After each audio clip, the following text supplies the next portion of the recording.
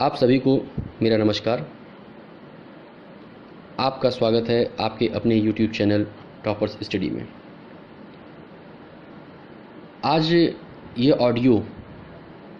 Audio Uttar Pradesh में संचालित दो भर्तियों को लेकर के है। एक 69,000 शिक्षक भर्ती और दूसरी उत्तर प्रदेश दरोगा भर्ती 2016। बेसिकली अगर मैं अप्रत्यक्ष रूप से ये कहूँ, ये ऑडियो उत्तर प्रदेश के उन सभी युवाओं के लिए है जो आज बेरोजगारी का दंश झेल रहे हैं। और इसमें उन युवाओं की गलती नहीं है, जो इस दंश को झेल रहे हैं। और सबसे बड़ा दर्द तो उनका है जो सारी परीक्षा की सभी स्टेजेस को पास करने के बाद, सभी स्टेप को पास कर लेते हैं, उसके बाद उनका पूरा मामला उठ के चला जाता है हाई कोर्ट में, फिर सुप्रीम कोर्ट में। मतलब देखते देखते वो कब 24-25 साल में फॉर्म को डालते हैं, कब 30 साल के हो जाते हैं, पता ही नहीं चलता। आप सभी लोगों से निवेदन है, इस ऑडियो को पूरा सुनिएगा और ज़्यादा से ज़्यादा इसको शेयर करिएगा, लाइक करिएगा और हमारे चैनल पे अगर आप नए हैं तो हमारे चैनल को सब्सक्राइब करिएगा। अब आता हूँ मुद्दे पे। मुद्दा ये है कि सरकार न जाने क्यों, मुझे नहीं समझ में आता, लोग कहते हैं कि सरकारें बदल जाती हैं लेकिन चाल और चरित्र नहीं बदलता। वो सही है, काफ़ी कुछ सही होता दिखाई दे रहा है। क्यों? 69,000 शिक्षक भर्ती में जिस प्रकार का भ्रष्टाचार हुआ, जिसके लिए अभ्यर्थियों ने आवाज़ें उठाईं, लेकिन सरकार के कान में एक चू नहीं रेंगा। और चू कब रेंगता है? जब अभ्यर्थी खुद पुलिस की भूमिका निभाते हैं, खुद उस चीज़ को इन्वेस्टिगेट करते हैं, टॉपर्स को कॉल करते हैं, उनकी कॉल रिकॉर्डिंग को वायरल करते हैं, तब भी सरकार के ऊपर कोई फ़र्क नहीं पड़ता। क्योंकि सरकार और बहुत बुद्धिजीवी लोग ये कहते हैं, देखिए अगर कोई भर्ती होती है तो उसमें 10 से 15% भ्रष्टाचार होता है। लेकिन इतना बड़ा भ्रष्टाचार, इस लेवल का भ्रष्टाचार, खुलेआम भ्रष्टाचार हो रहा है और सरकार कुछ बोल नहीं रही है। मैं इस भर्ती के समानांतर एक भर्ती और है जिस पे कल निर्णय आया है, आदेश आया है सुप्रीम कोर्ट का, माननीय सर्वोच्च न्यायालय का। वो है दरोगा भर्ती 2016। अब आप खुद ही देखिए दोहरा चरित्र सरकार का। 69,000 शिक्षक भर्ती में माननीय सर्वोच्च न्यायालय ने ये कह दिया कि 37,339 पद जो शिक्षा मित्र के लिए हैं उस पर रोक लगा दी, बाकी के पदों पे आप काउंसलिंग कराइए। तो तुरंत इनका पक्ष आ जाता है सरकार का कि माय लॉर्ड सर्वोच्च न्यायालय में, मेरे पास 51,112 पद खाली पड़े हैं। अगर 40 और 45% वाला मामला जो चल रहा है कोर्ट में, अगर ये मामला शिक्षा मित्रों के पक्ष में आता है, तो चूँकि हमारे पास 51,112 पद ऑलरेडी खाली हैं और 40 और 45% के दायरे में आने वाले शिक्षा मित्रों की संख्या 32,269 है, हम उनको समायोजित कर देंगे उस पद पे। अब आप देखिएगा, गौर करिए कितना दोहरा चरित्र है और सरकार क्या बच्चों के भविष्य के साथ किस तरीके से खेल रही है। 32,269 शिक्षा मित्र जो 40 से 45% के दायरे में आ रहे हैं, उनके लिए ये कमिटमेंट करती है सरकार कि हमारे पास 51,112 पद खाली हैं, अगर ये पूरा मामला इनके पक्ष में आता है तो हम इनको समायोजित कर देंगे, लेकिन आप 69,000 पदों पे ये काउंसलिंग होने दीजिए। अच्छी बात है। लेकिन वहीं दूसरी तरफ देखिए, मैंने इसीलिए कहा ना, मैं दो भर्तियों को स्पेशली लेके चल रहा हूँ। दूसरी तरफ देखिए दरोगा भर्ती 2016, जिसमें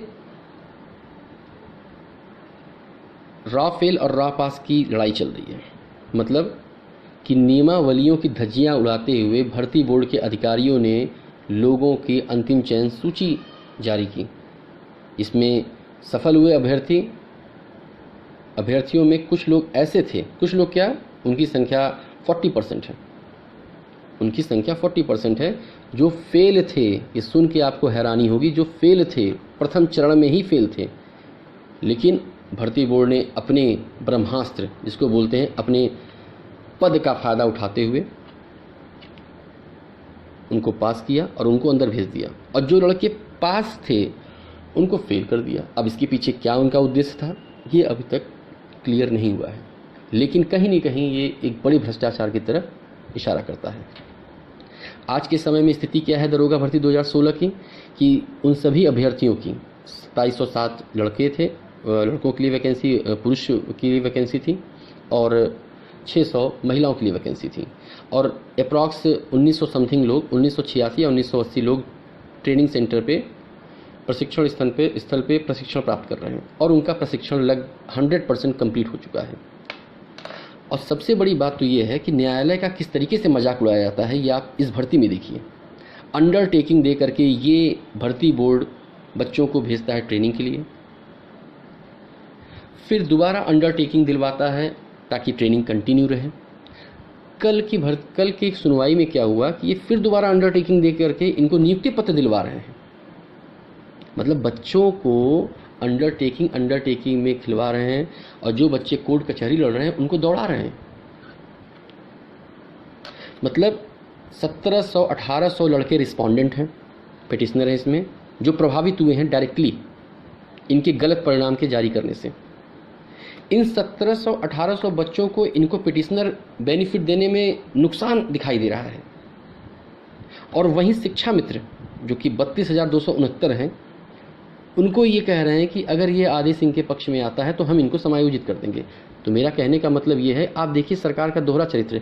चूँकि दरोगा भर्ती के अभ्यर्थी डबल बेंच से जीत करके वहाँ पहुँचे हुए हैं, और उनका पक्ष बहुत ही स्ट्रांग है, क्योंकि कई लड़के हमारे संपर्क में हैं जो मुझसे बात करते हैं, बताते हैं सारी बातें, और सारा ऑर्डर मैंने उनका पढ़ा हुआ है, सारे उनके एविडेंस हम लोग ने पढ़ा हुआ है। तो उनको ये लगता है कि हम तो यहाँ हार जाएंगे, तो क्यों ना इनको ऐसे ही घुमाते रहो। और शिक्षा मित्र वाले में कहीं ना कहीं इनको कॉन्फिडेंस है, लेकिन होना कुछ नहीं है, शिक्षा मित्र ही यहाँ जीतेंगे। और एक बात और, प्राइमरी स्कूल का जो अध्यापक होता है और जो दरोगा होता है, उसका वेतन ग्रेड पे 4200 ही है। मतलब 4200 की नौकरी एक जगह तुम 32,269 पद को समायोजित करने के लिए तैयार हो जा रहे हो, और वहीं दूसरी तरफ दरोगा भर्ती के अभ्यर्थी जो 4200 ग्रेड पे की ही नौकरी है, उसमें तुम 1700-1800 लड़कों को नहीं ले पा रहे हो। और अगर रिजल्ट रिवाइज होता है तो जो प्रशिक्षण प्राप्त कर लिए हैं अभ्यर्थी हैं, जो पूरे लगभग दरोगा बन चुके हैं प्रशिक्षण प्राप्त करने के बाद, बस उनको नियुक्ति पत्र की आवश्यकता है, उनका क्या होगा? आपका तो आधा ट्रेनिंग सेंटर खाली हो जाएगा। फिर उन बच्चों के भविष्य जो अंधकार की तरफ जाएगा, उसके लिए कौन जिम्मेदार होगा? ये प्रश्न मेरा किसी और से नहीं, ये प्रश्न मेरा अपने बहुत अच्छे ईमानदार मुख्यमंत्री, माननीय मुख्यमंत्री महोदय जी से है। माननीय मुख्यमंत्री जी, मैं आपसे एक बात कहना चाहता हूँ। ये मेरी बात अपनी नहीं है, ये हमारे अपने उत्तर प्रदेश के युवाओं की तरफ से कही गई बात है। सर 2017 में अगर बीजेपी की गवर्नमेंट बनी, उसमें सबसे बड़ा रोल अगर किसी का था तो वो था युवाओं को न जाने क्यों मोदी जी पे, आप पे बहुत भरोसा है, लेकिन बहुत तकलीफ़ होती है ये देख करके जैसे पूर्ववर्ती सरकार एक तानाशाही रवैया अपना रही थी, और गलत तरीके से परीक्षा का आयोजन होता था और एक खास वर्ग को उसका लाभ मिलता था। यहाँ पे ऐसा नहीं हो रहा, लेकिन यहाँ पे भ्रष्टाचार का स्तर और तरीका एकदम अलग है, और आप आंख बंद करके अपने अधिकारियों पे जो भरोसा कर रहे हैं, यकीन मानिए इसका खामियाजा बहुत बुरा होगा, बहुत भुगतना पड़ेगा आप लोगों को। जिस तरीके से आप बच्चों के भविष्य के साथ खेल रहे हैं, उनको कोर्ट कचहरी घुमवा रहे हैं, कभी हाई कोर्ट कभी सुप्रीम कोर्ट, ये अच्छी चीज़ नहीं है सर।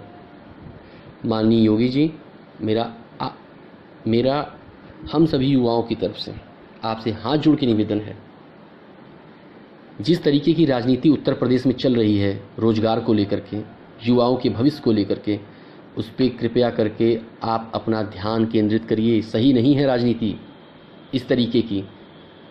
अपने अधिकारियों के ऊपर एक बार भी आप दंडात्मक कार्रवाई नहीं कर रहे हैं, किसी को आप जेल नहीं भेज रहे हैं, किसी के खिलाफ आप 419 420 में केस नहीं दर्ज करवा करके उनको जेल भेज दे रहे हैं, ताकि एक माइलस्टोन सेट कर सकें आप कि ये देखिए अगर कोई अधिकारी इस तरीके की गड़बड़ी करेगा, गंदगी करेगा, तो ये हश्र होगा उस अधिकारी का, ताकि कोई भी अधिकारी कोई भी गंदा काम करने से पहले 20 बार सोचे।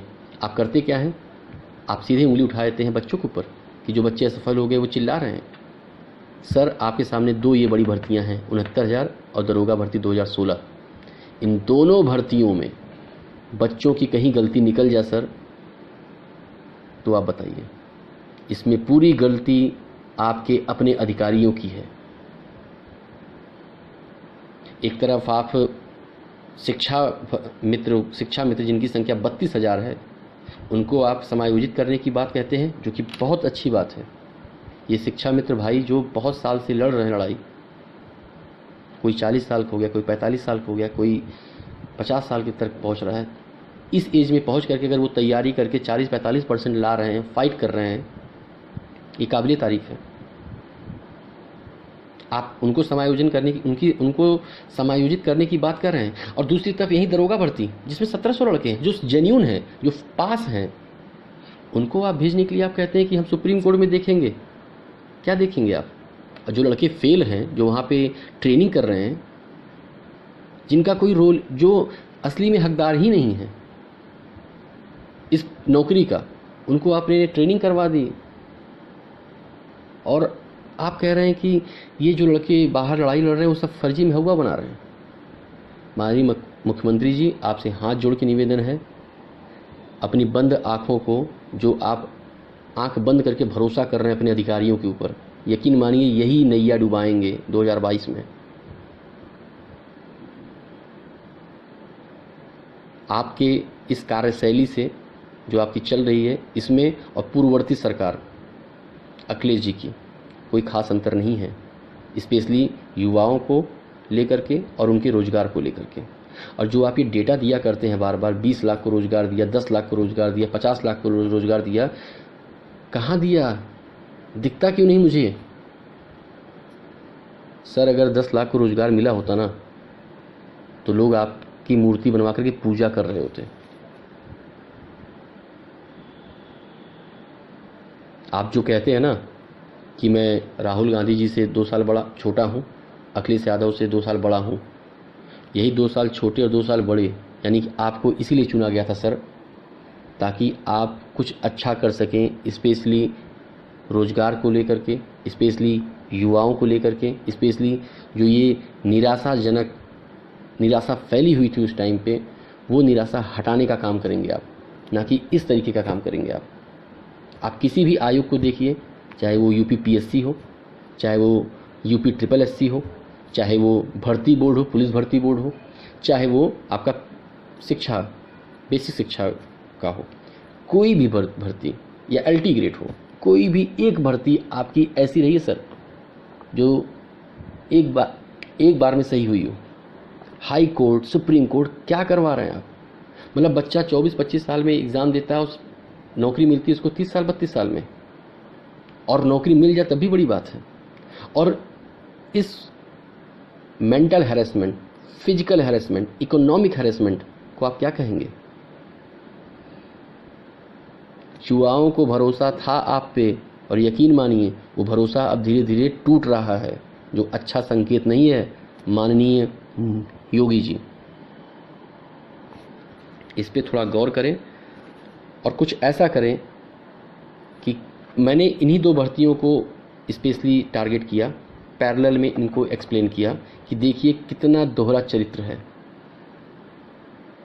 क्यों ना जिस तरीके से आपने शिक्षा मित्रों को समायोजित करने की बात कही, कमिटमेंट किया, बहुत अच्छी बात है, बहुत अच्छी पहल है ये, कि आप दरोगा भर्ती में नहीं कर सकते बच्चों के साथ?